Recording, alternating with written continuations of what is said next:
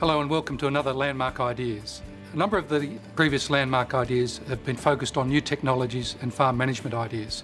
Today we're talking about one of the most pressing issues facing landholders this spring, and that's the Australian Plague Locust. And with me is Chris Adriaansen, the Director of the Australian Plague Locust Commission. Chris, there's obviously an issue coming up with plague locusts. Why this season? Well, Bruce, what we've had is a number of months where we've had very, very good rainfall.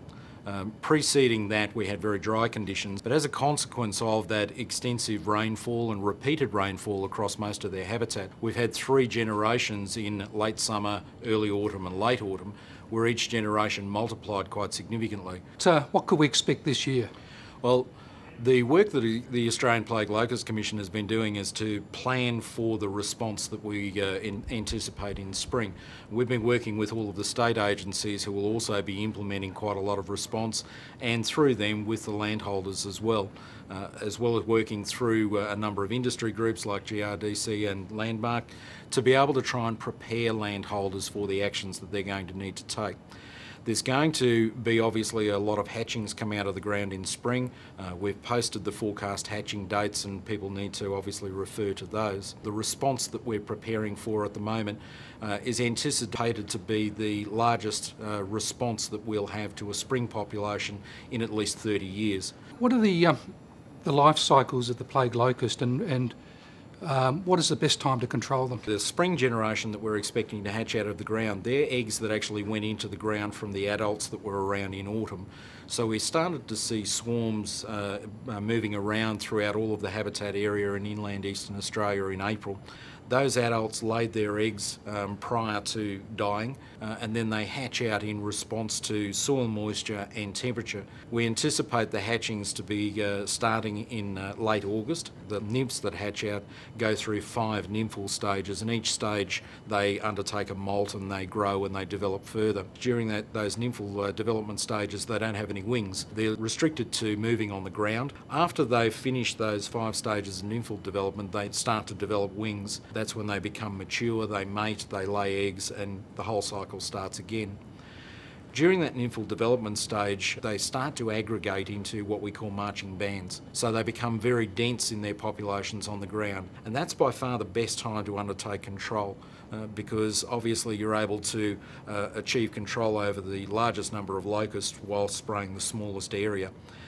We recommend that people wait until halfway through that nymphal development stage. So it's important that it's 2 weeks after hatching is when the window is. Yeah. And just to reiterate, how long is that window after that 2-week period? They've still got a window of around about 3 weeks within which to undertake that control before the locusts start to fly. A band of locust nymphs that will be in excess of 2,000 per square metre.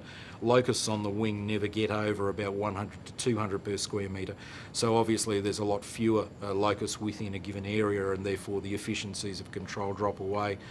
Plus you've also got the fact that they're mobile. So timing is really Absolutely, critical in this. Yes. One of the questions that comes up regularly is what crops are at risk. The normal diet of the Australian plague locust is pastures, so open grasslands. Grain crops are obviously just a modified grass, so obviously they are at risk. We also do see though that other crops such as canola, many of the other crops that people will have around, and we've been talking with the cotton industry and others, generally those crops are not a major risk to locusts, except when they're at the seedling stage.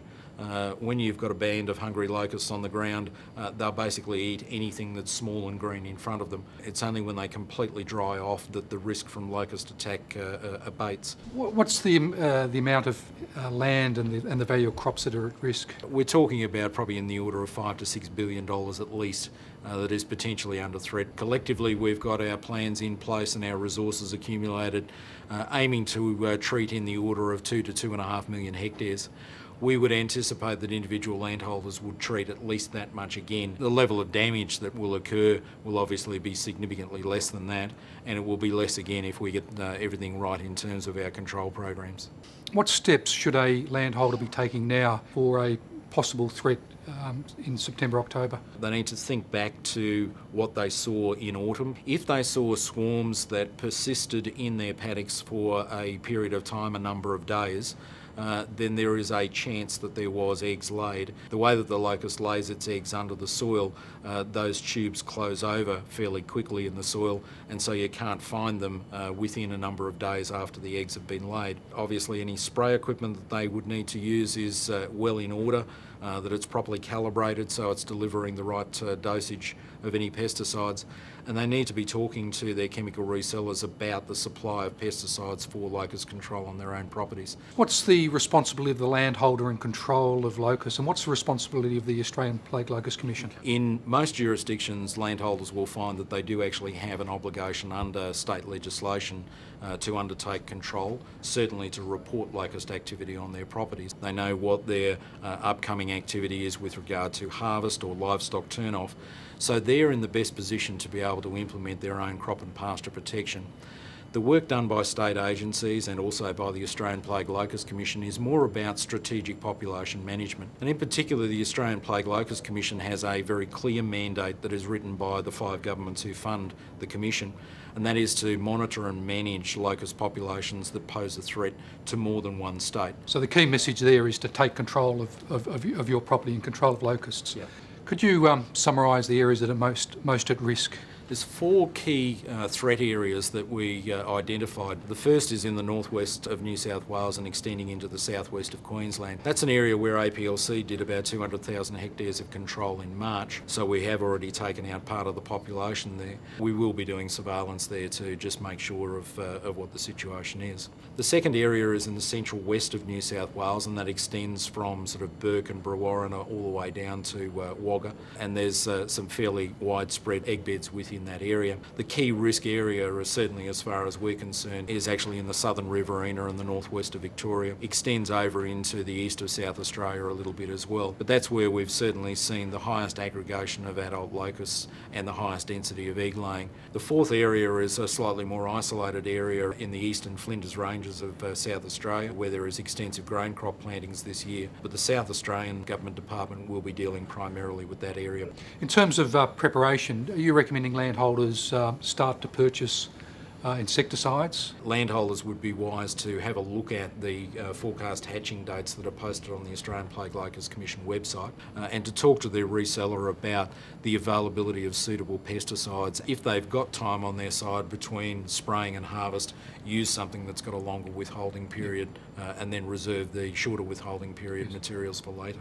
Chris, you mentioned withholding periods. Why are they so important? It is really critical that people, in the first instance, only use products that are registered in that particular crop for locust control, and that they observe very, very carefully the withholding period for harvest of crop or fodder, or the export grazing or export slaughter interval in terms of livestock, because we just want to make absolutely sure that the locust problem doesn't become a trade problem. There's recently been a document put out by GRDC and Australian Plague Locust Commission, and Landmark had some input into it. It's available through Landmark. Every Landmark store will have this document. It lists every product that's registered and every product that's got a permit, and it covers withholding periods and it covers grazing intervals. Part of the message that people really need to take into account is obviously the price of the chemical, but also the withholding or grazing interval periods that they need to observe. How does a plague actually end? It's an insect that's been here in Australia for several thousands of years, and it actually responds very quickly to weather conditions.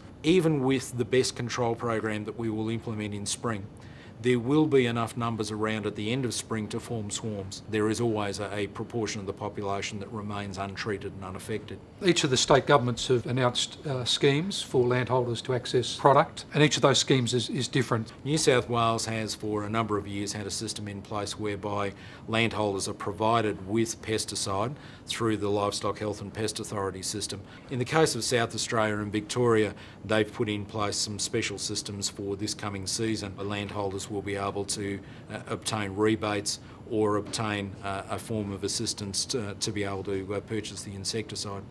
In all cases, it would be very advisable for landholders to make contact with their local agency, just to be sure of exactly what conditions apply to the assistance scheme and the chemical supply scheme in their jurisdiction, so that the common objective of crop and pasture protection and population management can be implemented. Recently noticed that you've brought forward the hatching dates of locusts. Why have you done that? We always use the long-term average temperatures as the basis for development.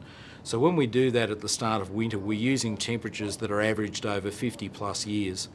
When we come back towards the end of winter, we start to put in the actual temperatures that have been experienced, plus also the Met Bureau forecasts for what the temperatures are likely to be over the coming 3 months. We've put those into the model and we've identified that hatchings are likely to be slightly earlier than they were originally forecast. So the critical thing is for landholders to actually keep an eye on the APLC website, make sure that they're aware of the latest forecast hatching dates for their area, and to get out there and actually do some surveillance on their properties, because there will always be hatchings on the properties before and after the peak hatching date that's forecast. We have our landmark agronomist team out there with landholders looking for egg beds. I'm Dave Armitage, Landmark Product Development South East. I'm here today with Jamie Pursehouse, Senior Agronomist at Area Park, Southern New South Wales.